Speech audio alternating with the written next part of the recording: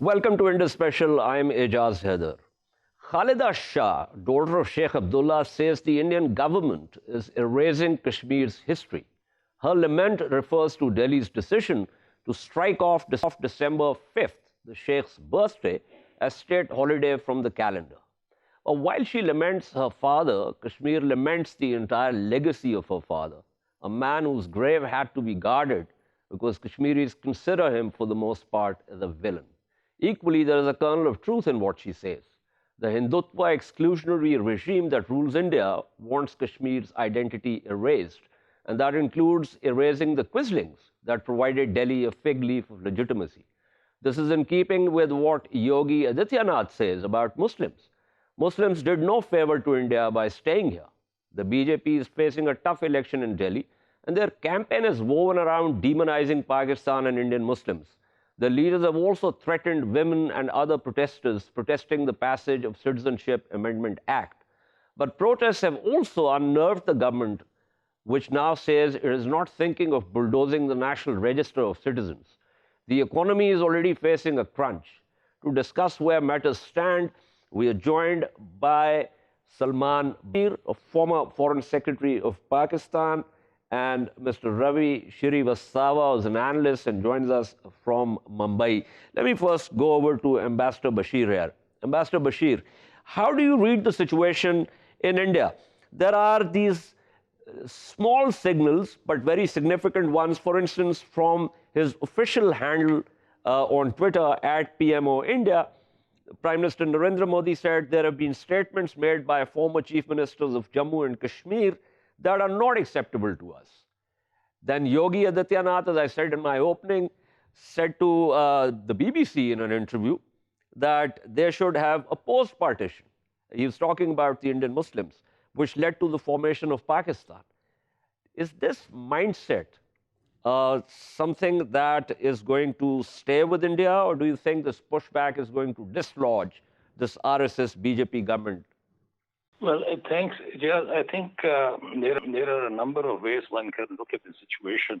Of course, the bottom line being that it's all very sad because as close neighbors, contiguous neighbors, we are concerned with the way things are going internally in India. Besides, of course, the Kashmir issue that you rightly mentioned, that is very much there.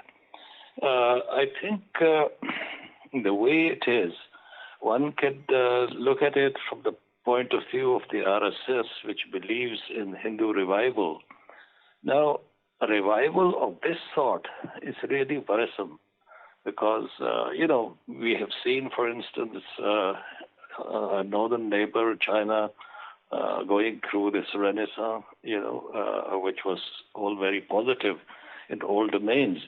But if the RSS agenda as it is, which is basically hate for the foreigners, particularly Muslims, then it has definitely a very negative impact, not only on the region, but on India and India itself.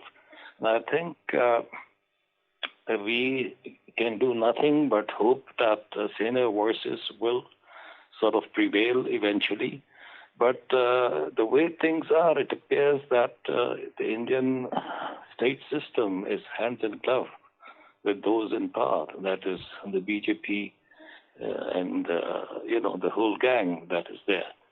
And therefore, to believe that, that democracy, as the Americans say, sort of self-correct, whether that sort of self-correction is going to be really coming in and being meaningful is an open question. But of course, it's bad for India in the first place and for the region and for Pakistan in every aspect. Absolutely. But talking of sane voices, Mr. Bashir, let me pull in Mr. Ravi Srivastava. He's one of those sane voices that believes in an inclusive India, a secular India.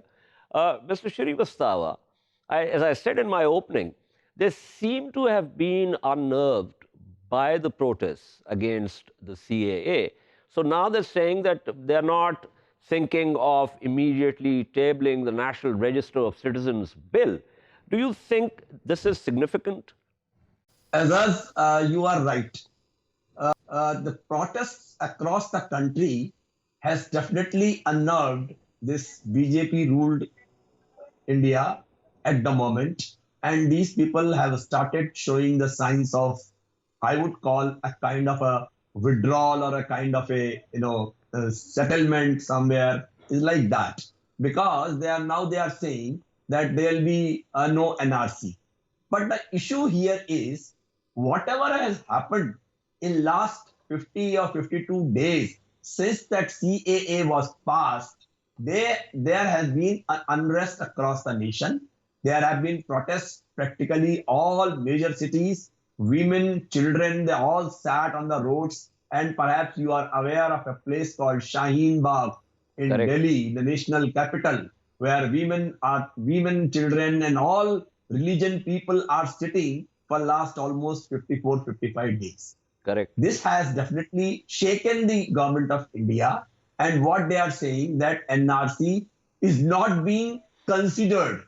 Now, my issue is that what the protesters have been saying is, why not the government come out and say univocally that there will be no NRC in the country?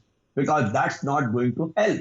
What they did in Assam, which has rendered 19 lakh people stateless, with almost 13 lakh Hindus and 6 lakh Muslims over there, it means the NRC experimentation is not going to work in India. And if they are going to burn some 53,000 crore rupees on this wasteful exercise, now the problem is that the government has made it a prestige issue because the Home Minister has repeatedly on the floor of the parliament and the Prime Minister himself had made these kind of statements and said that CAA will not be renegotiated. We have passed it with a thumping majority. Under this NPR, we are going to do the National Population Register. Then he questions that NPR was done by the erstwhile UPA2 government also. So why the people had not agitated that time? The answer is very simple. These people are going to do NPR as a prerequisite for NRC.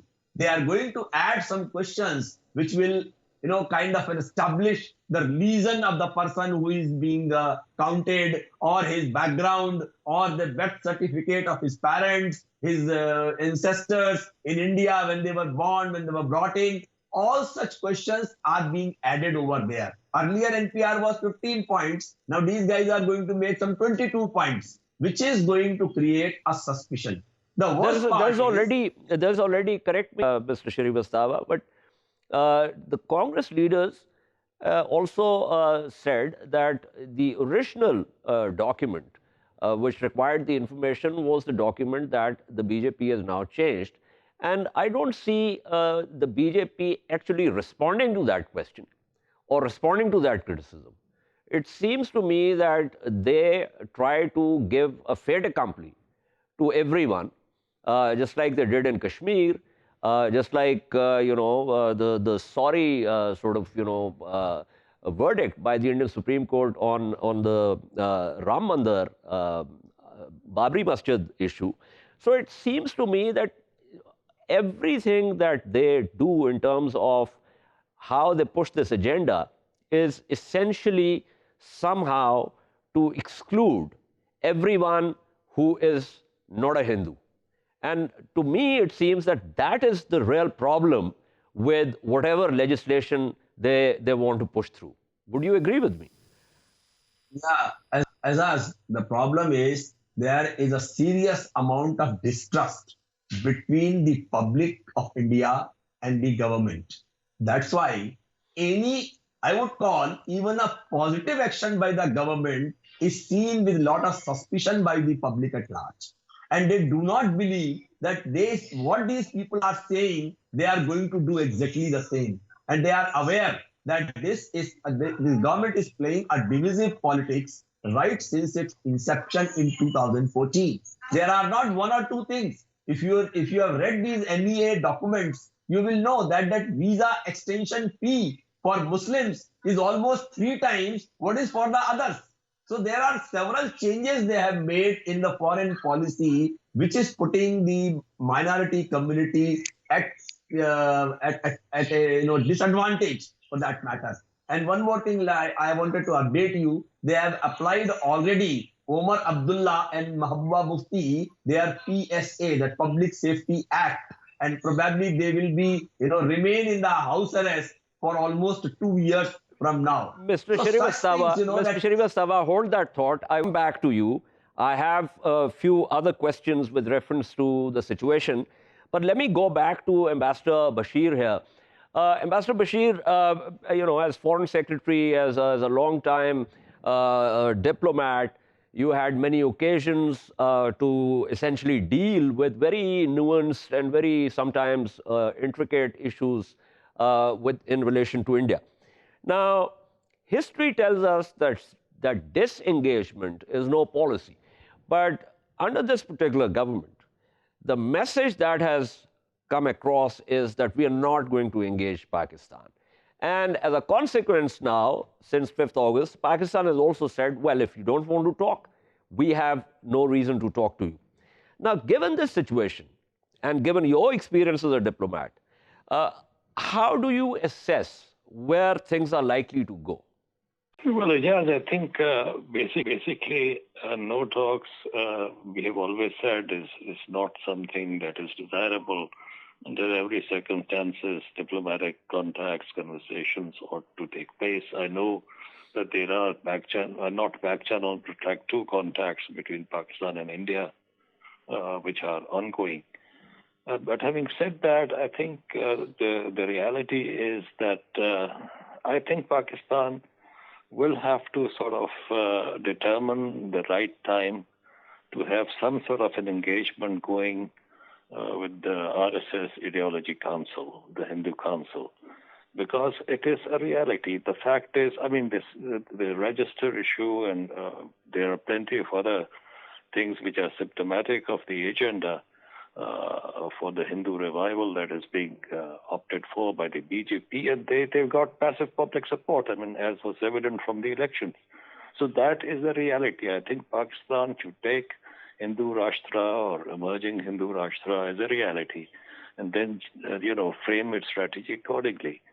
It is not just about Kashmir. It is much, much bigger because it means the sort of relationship or management of the relations with a neighbor. And I think we need to sort of actually reach out also, not only to the RSS Hindu Council, but also to the regional parties. That's a very interesting thought, Bashir. I wonder, because it takes 2 to tango, but thank you so much for your comments here. That was Ambassador Salman Bashir, former Foreign Secretary of Pakistan. I'm also now joined by Air Vice Marshal Shahzad Chaudhry. Marshal Chaudhry was also at one time Pakistan's High Commissioner to Sri Lanka. Thank you, sir, for being on the program. We're talking about, of course, there's so much evidence now of the exclusionary Hindutva RSS ideology that guides this government. But before you joined us, I was talking to Mr. Ravi Srivastava about the pushback that's now coming in relation to, of course, the CAA, the protests that are going on, and also the BJP government's statement that they are in no hurry to bulldoze the National Register of Citizens. So give me your reading of the situation, whether this pushback is actually going to ultimately dislodge this government in the next elections, or do you think that this is a juggernaut that is now, or a genie, if you will, that is very difficult to put back in the bottle? Thank you, Ejaz. Thanks for the question. Thanks for inviting me to your program. I listened to Salman Bashir's suggestion, very interesting suggestion of Pakistan going direct with the RSS and perhaps their founding sort of members or people who are running the ideology.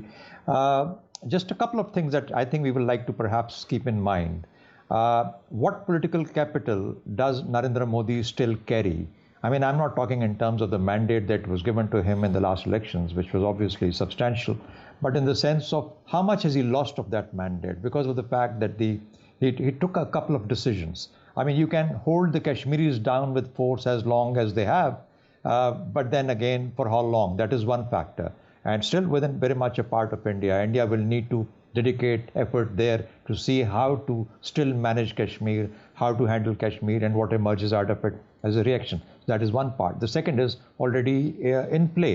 That's an act which is already in play in India, and that is in terms of the Citizens Amendment Bill as well as the NRC, whether that goes through or not. But as far as Amit Shah is concerned, the NRC is what is meant to be. Now, if you look at those two things which are concurrently going on, and the Kashmiris are still forcedly silenced at this moment, imagine if all this was to conflate together in terms of creating 2 or 3 different centers of disturbance for Narendra Modi's government. Now, if that be the case, I would imagine and I would suggest that I think Narendra Modi and his government will have to spend a lot of political capital in trying to appease this kind of a reaction coming out of his own ranks. Now, if that be the case, and if it sustains on, let's say for the next couple of years, and how much will he lose, how much of capital would be lost to him, and what shall be then the state of the political strength of the BJP to try and go back or recover in the last couple of years of their tenure to try and fight the next election. So I think what he's done is, and what we keep saying in Pakistan, that Narendra Modi actually made a strategic blunder by annulling the Article 370. And of course, you see reactions of that and the Citizen Amendment Bill, the reactions of that, I think perhaps might just play out. So let's wait it out. Let's see how does it all settle down. He does not have the flexibility or the political space at this time to interact with Pakistan. Pakistan needs to be just careful with how he might react, because I think there is a lot of saber rattling and threats emerging out of India that could be out of frustration. So Pakistan has to look at a couple of things, wait for India to see how it settles, and then we'll take our next decision. Absolutely, I completely agree with you. But stay, Marshal Chaudhry, let me go back to Mr. Ravi Srivastava. Mr. Srivastava, Marshal Chaudhry has come up with a very interesting point with reference to how much political capital does Narendra Modi now has. As I said in my opening, and we've discussed it earlier also, they're facing a very difficult election in Delhi. So it seems to me that despite the substantial mandate that he got in the previous national elections, his political capital has begun to erode. And there are going to be other state elections also in the run-up to the next national elections. How do you look at the situation when it comes to that? Ejaz, it's a very interesting question. In fact, let me tell you that May 2019, Mr. Narendra Modi came to power for the second time. And since then, in last 8 months, substantial ground has been eroded for BJP in the country. It all started with the Triple Talaq bill, then the abrogation of Article 370, then the Supreme Court judgment on the Ram Mandir, and the last nail was this CAA, NPR, NRC exercise. As a result, they have already lost post-election 2 states in the state election, and prior to that, they lost 3 elections. So total 5 states have gone out of the hands of BJP. The one election which is ongoing at the moment for polling is tomorrow on 8th of February in the Delhi, in the national capital. I happen to be the founder of that particular party, the named Aam Aadmi Party, who are a formidable opponent in Delhi and who had almost 67 seats out of 70 assembly in Delhi. And they are taking on BJP. BJP, as usual, is playing their fake agenda of the nationalism. They are taking credits of this, fear mongering over there, that if Muslims win, they are going to rape your women, they are going to kill your men. That kind of a divisive agenda they are playing over there. They are criticizing Shaheen Bagh, they are criticizing all protests, and they are saying that if you are a Hindu, you vote for BJP only. On the contrary, the party which is opposing is talking all on the local issues, the civic issues, the electricity, the water, the roads, the CCTV, the Wi-Fi, the women's safety, the women free travel in the metros, all such things with the positive things, they are fighting on that. And I am more than confident that Narendra Modi-led BJP is going to lose this election as well against Aam Aadmi Party. So what I'm saying is that slowly and gradually they are losing the ground. The next election will be on 2024. That is still some 4 years and 4 months ahead. But before that, I think lot of damage will be done to BJP, because the problem is that BJP banks upon everywhere on the 80% population of Hindus. But the fact is that out of that 80%, more than 70% have already alienated from the BJP because of their actions in the last 6-7 months. Absolutely. In fact, it's very interesting. L.K. Advani in his autobiography talked about the reasons that Mr. Vajpayee, the late Mr. Vajpayee, lost the election in 2004. And I think lots of those factors that he listed are also still there. And hopefully, India would somehow return from where it's headed. But thank you so much. That was Mr. Ravi Srivastava speaking with us. Let me go back to Marshal Chaudhry here. Marshal Chaudhry, here's the thing. Your point about we have to wait and watch is perfect. I think it's exactly as I said, something that I would personally have suggested. But equally, I think there is need for this government to try and bridge the political divisions within the country in order to get the best people from across the political divide and put together some kind of national security advisory board or some such body, you can call it what you will, in order to formulate a policy which can then be sort of rationalized along with the policies that are coming out of the line ministries. Do you think that kind of suggestion would get any traction here? It will not get any retraction here, because the reason is that traction here, the reason is very simple, because of the established poles that tend to have a far more significant say in the matters of foreign policy. But let me also suggest to you that I think there are varied voices within Pakistan that are making the right kind of noises as well as adding to the opinion. For example, the program that you do and what you especially write and what we all tend to contribute in our various op-eds, etc., somehow does seep through.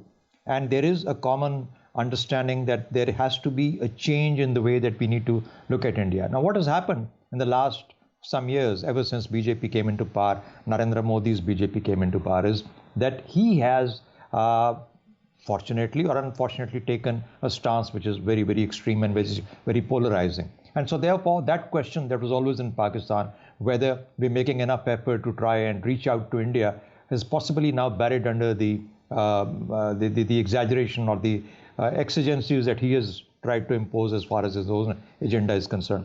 So that is why this particular question for the moment is pretty settled in Pakistan. Pakistan also is very clear, I think, over the last few years, maybe a decade or so, that Pakistan must improve its relations with India. The only thing perhaps we are waiting for is for some responsible government or some responsible interlocutors on the other side with which we can make progress on this agenda and move forward in trying to see how it can be worked out. Imagine, I think there's a possibility that Pakistan could also look at Kashmir in a different way. I mean, it's not essential and we're not bound by the fact, yes, we are bound by the Security Council resolutions, but is Pakistan enterprising enough to even involve the Kashmiris as well as the Indians to try and see what else is a better way of trying to resolve the issue? And forget about Kashmir, there is so much more that Pakistan and India can do together. The track twos, etc., also tend to get stuck in grooves and are unable to move out of there for various reasons because of their entrenched positions.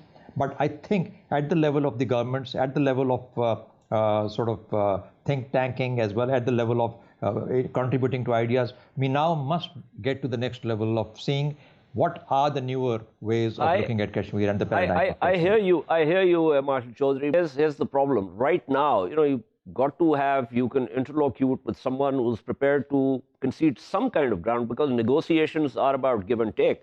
But what we have seen with this particular government, in India. And I have always said that this is not Vajpayee 2.0. This is a purely RSS government, and it has a very extremist agenda.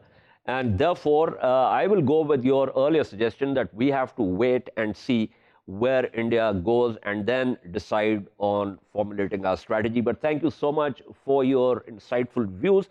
We shall take a short break and return to discuss new tensions between Turkey and Syria following the killing of Turkish soldiers in an assault by Syrian regime forces. Stay with us.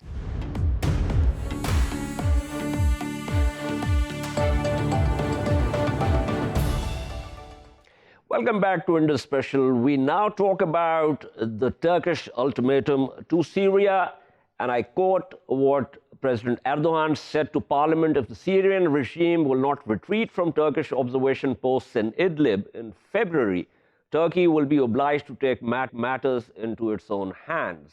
That's how he spoke to his party's legislators in Parliament.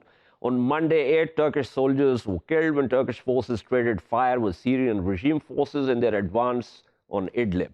Turkey sent a large military convoy across its southern border into Idlib overnight in an effort to secure its border and stem the bloodshed caused by the regime assault on the area carried out with the help of Russian air power. Reports say 13 Syrian troops were also killed. Erdogan said 2 of the Turkish posts were now behind the Syrian government front line. Ankara has essentially given an ultimatum to Damascus for a direct war if Syrian troops do not back off. Damascus says it is operating in Syrian territory and has the right to do so. The offensive and the killing of Turkish soldiers raised the stakes considerably, despite growing ties between Ankara and Moscow. How is the situation likely to pan out? To discuss that, we are joined by Emre Kaya, who's a research fellow at EDEM, which is a think tank, and joins us from Istanbul. We also joined by Kamran Gasanov, who's an analyst, senior lecturer at People's Friendship University of Russia, joins us from Moscow. Let me begin with Mr. Gasanov. About Turkey-Russia relations. Now, we've seen that relations have improved quite a lot. There is, of course, the Black Sea pipeline, there's the S-400, but there are also issues within Syria where Ankara and Moscow do not particularly see eye to eye with each other. So what is your reading of how this is likely to pan out? Yes, I agree that now the relations between our countries improved, and we have very, very good relations, very important projects. But nevertheless, we should understand that the problem of Idlib will always make problems for bilateral relations until it is resolved. We have in Idlib a dilemma. From one side, we understand that Turkey fears of migration. There are a couple of millions people, and according to UN estimates, Turkey will expect about 1 million refugees. It's too much because now in Turkey we have about 4 or 5 millions, and Turkey, I think Turkey will leave all these migrants to go to Europe because Turkey doesn't have money. From the other side, we understand that Turkey was obliged, according to Sochi agreements, to withdraw Hayat Tahrir al-Sham, it's a terrorist organization, as well in Turkey and Russia, from this region. But Turkey cannot do it. Hayat Tahrir al-Sham still is present, and that is why Russia closed its eyes and leaves Bashar al-Assad to advance in this region and to solve the problem by power. At the same time, Turkish president, he's a very decisive politician, and he showed it as well in Syria, also in Libya, and he responds to this advance because he fears the flow of refugees, and he cannot admit that a couple of millions people will come soon to Turkey. And that's why now the situation is very dangerous. But I think that always when we have such a problem, our presidents meet and they find a common solution. I hope and I think that soon we will see a new Putin. Okay, you appear to be optimistic about this, but let me go to Emre Kaya here. Mr. Kaya, once again, Moscow-Ankara relations. Now, of course, we already discussed the fact, and Mr. Gasanov seems to think that these are the snags that can be worked out when the presidents meet. But the fact is that President Erdogan's ultimatum is very clear, and Turkey has its interests in its near abroad, with the buffer zone, with keeping the border secure. And the Syrian regime is now looking at a final assault, a final stronghold. So it is in their interest to basically get hold of Idlib. This kind of creates a situation, wouldn't you agree? Well, what's happening right now in Idlib was something we were expecting since years, I would say. This was a whole plan from the regime, backed by Moscow, to retake, if not the whole region, at least to retake the control of the strategic highways M4 and M5. Without them, Aleppo and Latakia are left a bit outside of total control. And so it was not a surprise from our side, this offensive. And also when we look at every move that the regime has done in the last 2 years, this offensive started already a few years ago. They tried to enter from the east of the region. It didn't work out. Now, with the approval of Russia, they are doing it from the west. There's a reason why Turkey is trying to approach Russia on this matter more than others, maybe, is because when we look on the ground, we can see that the forces who are leading the principal offensive units are Russian-backed. Are forces like the 25th Division or the 5th Corps of the Syrian Arab Army, which were formed and equipped by Russia. Correct. In fact, let me interject here. The interesting signaling, it seems to me, from far, that the day the Turkish soldiers were killed, during this offensive, President Erdogan was in Ukraine, and he basically called on Russia to honor the 2017 Astana Agreement. That seeks to pave the way for a political solution in Syria, and there's a sense that he thought that if Russia continues to support Bashar al-Assad's regime, then the Astana Agreement basically comes to nothing. It's a very complex relationship that we have with Russia. It's a very diverse one. There are many issues where Turkey and Russia are on the same page, but Idlib, with also, you mentioned Ukraine, these are topics where we have divergences. So we can see links there in the policies of Turkey there and in Idlib. But Idlib was one of the issues where these two partners, as they call themselves today, have always had some divergence. And with now, that's very clear. The divergence is very clear. The question really is that how do Ankara and Moscow figure this out? Because there are stakes here. Ankara has stakes, Moscow has stakes, and it seems to me, and let me go back to Mr. Gasanov here. It seems to me, I have a statement in front of me by Alexei Khlebnikov, who's a Middle East expert and Russian foreign policy analyst at the Russian International Affairs Council in Moscow. And it's a very interesting statement. He said that Russia can't make Assad do whatever it wants.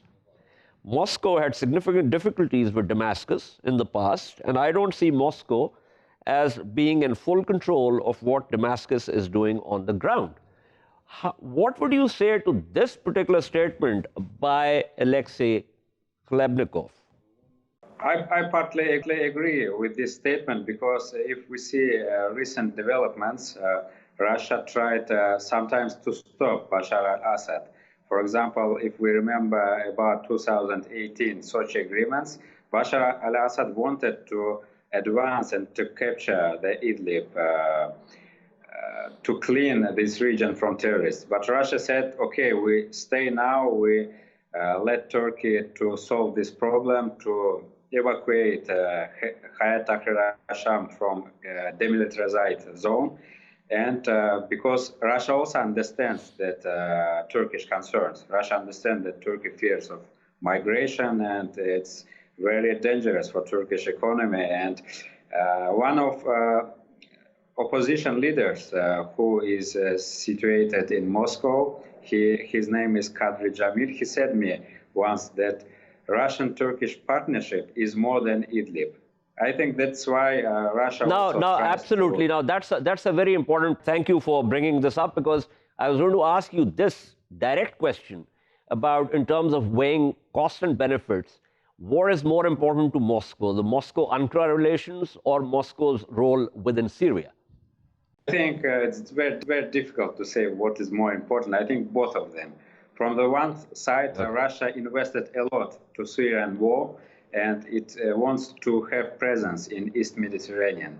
From the other side, all three projects are highly important. I mean, Turkish pipeline, Akkuyu, and S-400. And that's why Russia will try to balance and to make all these projects together. But I guess it will have to. But I guess it will have to make some choices there, because Ankara seems to be very clear about what it wants to do in Syria. But thank you so much. That was Kamran Gasanov, an analyst, joined us from Moscow. Let me go back to Mr. Kaya. We're also trying to get Fadel Abdul Ghany, who's an analyst for Syrian Network for Human Rights from Istanbul. Mr. Kaya, once again, the same question. What do you think is the sense in Moscow in terms of which relationship is more important, Moscow-Ankara or Moscow-Damascus? I mean, I think Moscow is probably not, when we look at the steps they have taken recently, they don't look at it as which one is the most important, but which one is the more safe, which one can be trusted more in the short and medium future. And I think Syria is the clear answer, is because, I mean, despite of all the agreements, all the topics where they have a convergence with Ankara, we have seen with what's happening now in Idlib that the American allies, the NATO allies of Turkey, have jumped up directly in the issue and supported, brought the full support to Turkey. So there's always this risk within this relationship, Turkey-Russia relationship, that Turkey goes back to where it is, within its Western alliance, fully committed to the Western alliance. So I think Moscow will always... Okay, I get your view on that. Let me pull in Fadel Abdul Ghany, who's joined us. As I said earlier, he is an analyst and from Syrian Network for Human Rights. Thank you, Mr. Ghany, for being with us. We're talking about President Erdogan's ultimatum to Damascus to pull forces back to the previous line and to stop the offensive on Idlib. What is your reading of the situation? Actually, we need to step back and check who is putting us in this situation. Actually, this is all a Sitana process and Sochi conference and all of that, and this was expected actually. So based on that, I want some clarity. What was expected? The Syrian advance or President Erdogan? Yeah, the Syrian advance. Syrian advance. Okay. Yeah, the Syrian and the Russian advance, seizing Marathon, all of that are included in the Sochi agreement.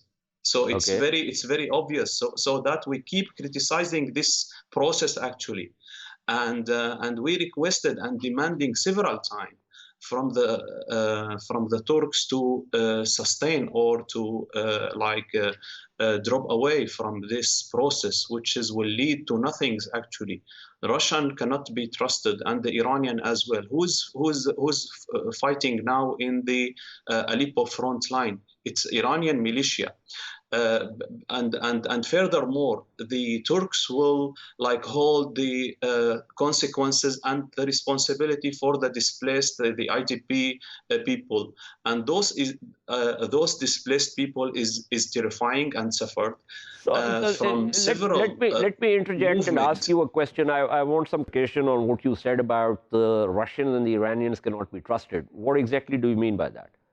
Of course, I mean clearly that engage with Iran and Russia in process that will lead to similar disaster situation. To be very frank and clear, cannot be trusted. That means that the Russian keep violated all of the UN resolution, keep violated even agreement. The Russian be part of it. I want to remind you and our dear audience about the agreement which is like take place in Cairo, directly with the Russian government, with Jaish al-Islam and Faylaq al-Rahman in Al-Ghouta. What happened after that? Russian forces burned and destroyed almost all of Al-Ghouta. So we experienced the Russian words and the Russian agreements before in Ghouta, in Dar'a, in Homs, and even at the beginning of the Russian engage in Syria, which is like since I'm running out of time, Ghany, let me ask you a question and a quick response to that. What you're saying essentially is that President Erdogan should withdraw this ultimatum and allow the Syrian forces to take over Idlib. Is that what you're saying? I'm saying that we are that at this moment it's very much late. And further steps need to be acted in this regard. First of all, I think that we need to engage further states like the United States and the European government in this regard, in the Idlib dilemma and the IDP. We are talking about 3.5 million. So this should draw the attention of the whole international community. The Turks alone cannot stood against the Iranian and the Russian, because those are one alliance beside the Assad regime, and the Turks are alone. So that we criticize this path, and the Turks cannot afford this path alone, and we need to. So that we recommended the Turks to go back to Geneva process, which is held by several international community and by the UN as well. Okay. And this... Right. I get your point. Thank you. Thank you so much. That was Fadel Abdul Ghany. Thank you also to Emre Kaya for speaking with us. This is all for this week from Indus Special. We shall see you next Thursday at the same time. Meanwhile, for latest updates, you can follow us on social media at indus.news. Good night and goodbye.